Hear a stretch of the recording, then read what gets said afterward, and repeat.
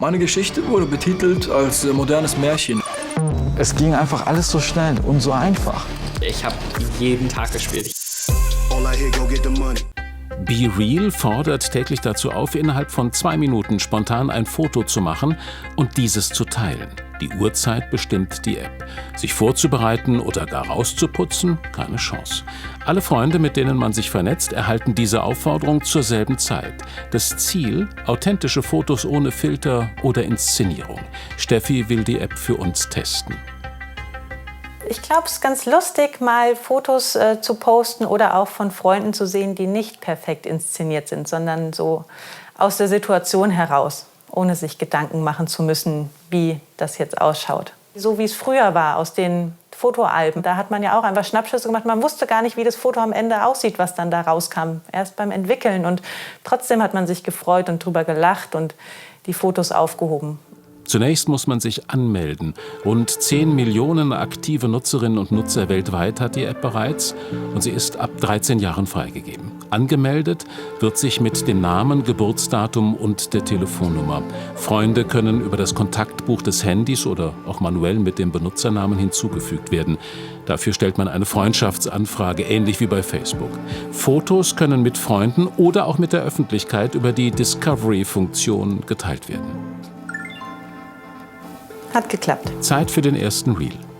Ja, wenn man dann auf die Benachrichtigung drückt, geht der Countdown auch schon direkt los. Also man hat gar keine Zeit, sich darauf vorzubereiten. Also jetzt werde ich schon ein bisschen nervös. Ich habe nur noch 1 Minute 30 und soll sofort ein Foto hochladen.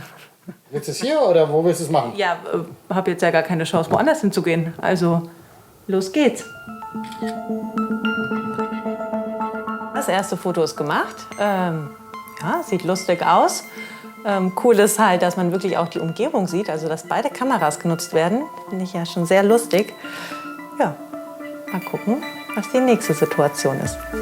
Und so sieht Steffis Testwoche aus. Für die Community sind die Fotos immer nur 24 Stunden sichtbar. Für einen selbst werden sie in einer Art Fotoalbum gespeichert. Auch eine Standortangabe kann hinzugefügt werden. Und wie kommt Be Real auf Hessens Straßen an? Am Anfang war es halt auch lustig, weil besonders ich das nur mit meinen engsten Freunden hatte und da konnte man dann auch irgendwelche blöd aussehenden Bilder rumschicken. Aber es wird jetzt halt immer beliebter und beliebter und ja, daher hatte ich dann irgendwann doch mehr Leute als geplant. Und ja, dann wollte ich das dann irgendwie doch nicht mehr haben, weil dann habe ich gemerkt, dass ich doch wieder darauf geachtet habe, wie ich aussehe und was für Bilder ich rumschicke. Die Fotos sind immer für alle Freunde sichtbar und das hat Vor- und Nachteile.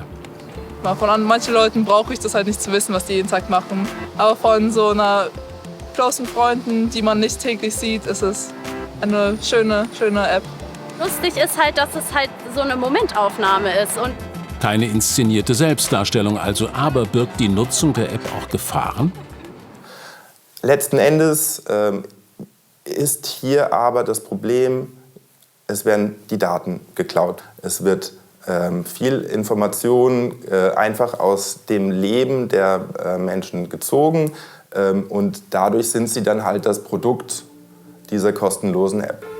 Wie bei jeder Bewegung in den sozialen Netzwerken sollten sich die Nutzer immer vorsichtig bewegen. Wieder einmal echte Bilder zu teilen, das ist eine schöne Idee, aber analoge Treffen sind und bleiben trotzdem unübertroffen. Meine Geschichte wurde betitelt als modernes Märchen. In einer Woche haben wir 13.000 € gemacht. Ich habe jeden Tag gespielt. Ich habe jedes große Event gespielt. Diese Bitcoin hat einen Wertanstieg gehabt. Einen großen Wertanstieg. Da 200.000 € gewonnen, da 300.000 € gewonnen. Jeder macht Fehler und das ist dann auch bei uns passiert.